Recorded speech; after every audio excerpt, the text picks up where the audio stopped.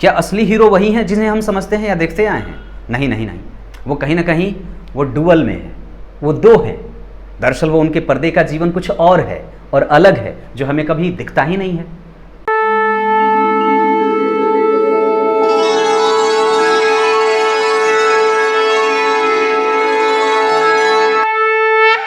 प्रिय दर्शकों, नमस्कार। एक बार फिर से उपस्थित हूँ आप सबके सामने। आज मंगलवार है और कोरोना विशेष कार्यक्रम को लेकर के आप लोगों के भेजे गए लेख के साथ आज मैं उपस्थित होता हूँ। आज जिनके लेख को लेकर के आपके सामने आया हूँ, इनका नाम है साक्षी श्री। ये हैं न्यू दिल्ली से, अभी ये नौकरी कर रही हैं दिल्ली में ही।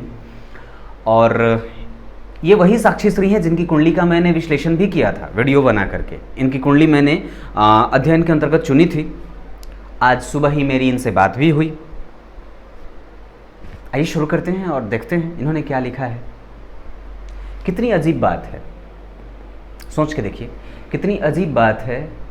हमारा स्पर्श, किसी को जब हम स्पर्श करते हैं तो उसमें दरअसल कोई ना कोई भाव छिपा होता है।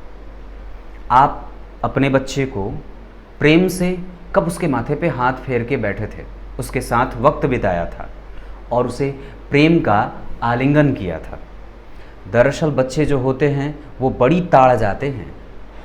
अगर उन्हें कोई भी बेतरतीबी से, कमज़ोर और धृष्टता भरी निगाहों से देखता है और स्पर्श करता है तो वो मन से कमज़ोर हो जाते हैं।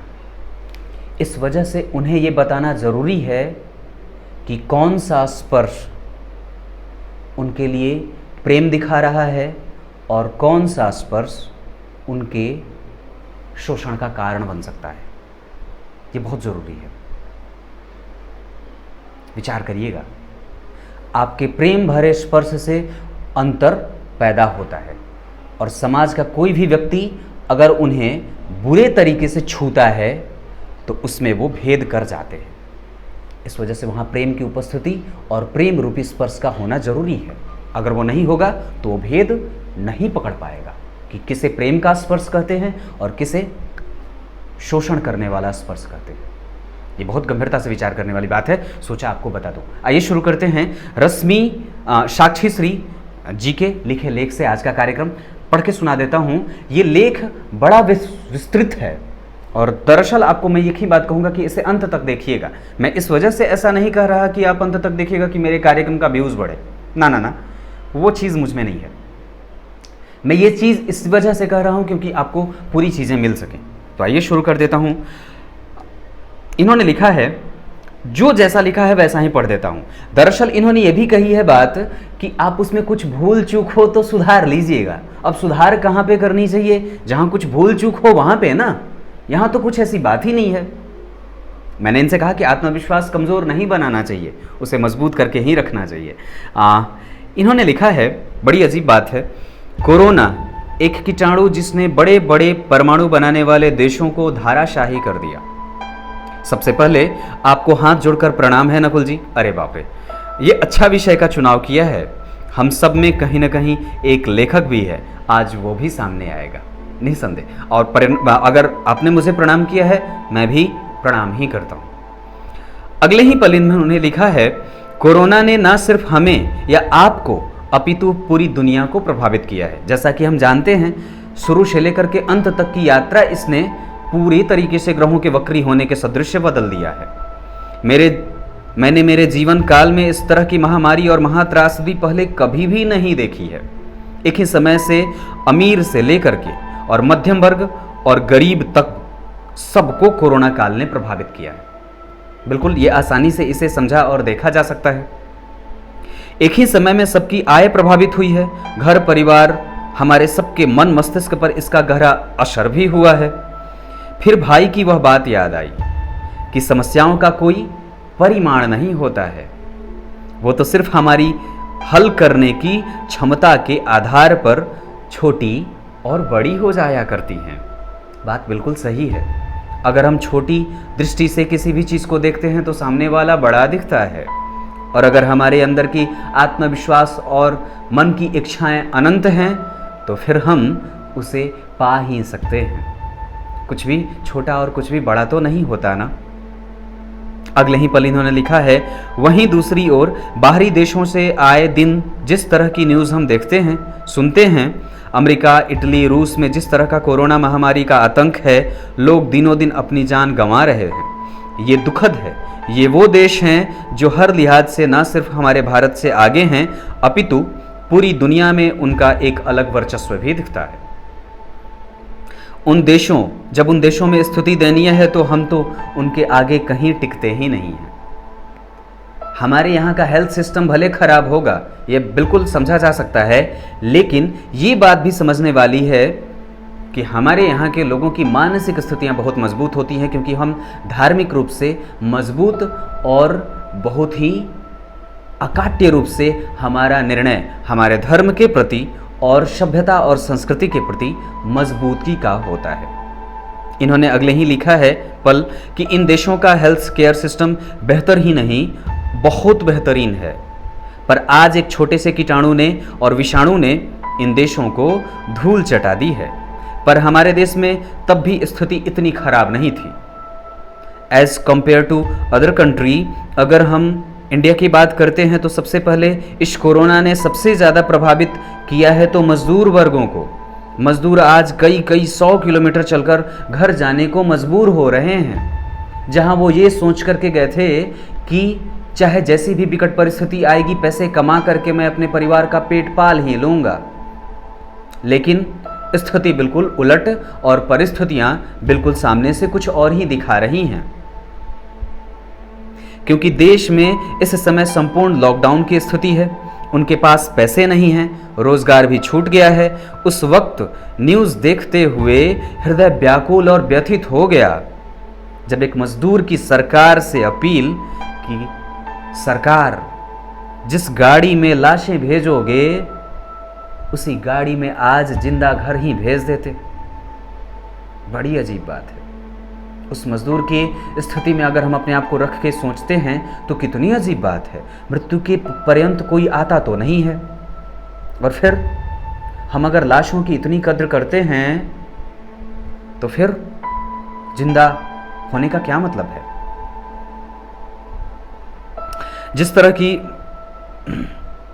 न्यूज़ देखने सुनने को मिलती है, सड़क दुर्घटना, रेल दुर्घटना से मर रही, कोई भूख से मर रहा, कोई प्यास से मर रहा, कोई डर की स्थिति में आत्महत्या कर रहा है, कोई इलाज के अभाव में मर रहा है, कोई लाशों की दुर्गति देखकर रो रहा है।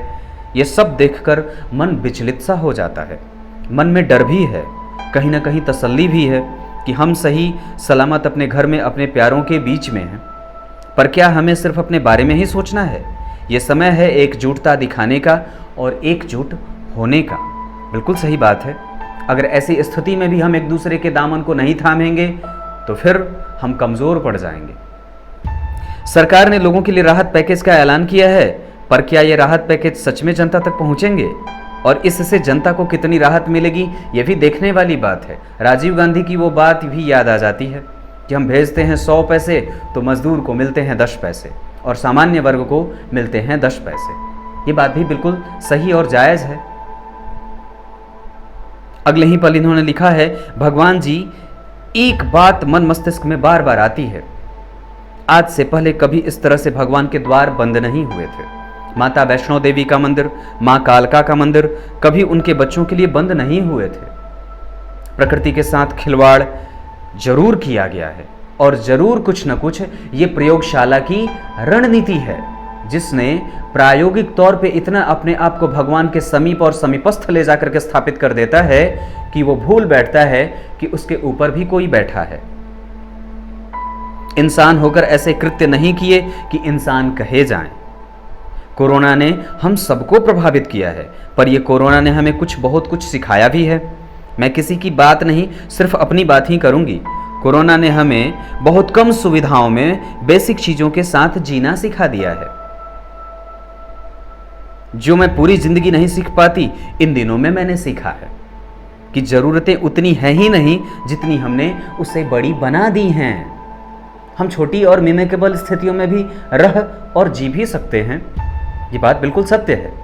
वस्तुतः इंसान ने अपने सोचने के दायरे को जैसे जैसे बढ़ाया है, उसके फंसने के चक्र और कुचक्र उतने ही मजबूती से सामने आते दिखे हैं।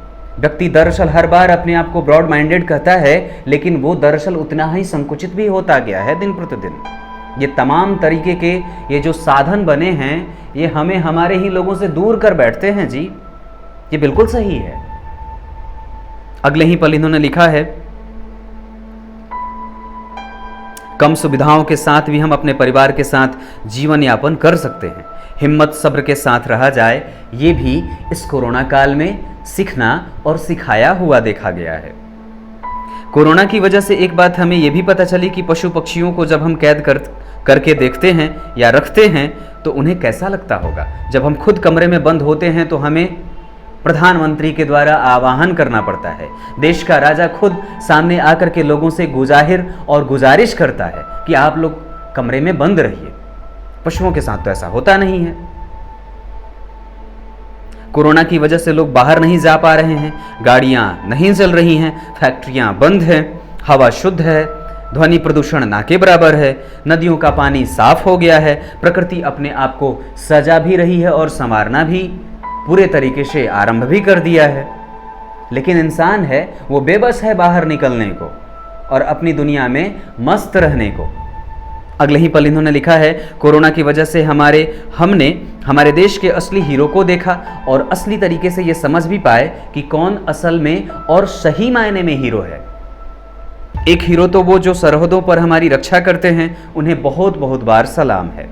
और बाकी हीरो ये हैं जो डॉक्टर के रूप में, नर्स के रूप में, पुलिस और सफाई कर्मचारी के रूप में, इन सब ने अपनी जान को ना देख करके और परवाह ना करते हुए लगातार अपने कर्तव्यों का निष्ठापूर्वक पालन किया है। उन सभी लोगों को सलाम करते हैं। पर्दों पर अदाकारी करने वाले ये हीरो असली हीरो नहीं हैं।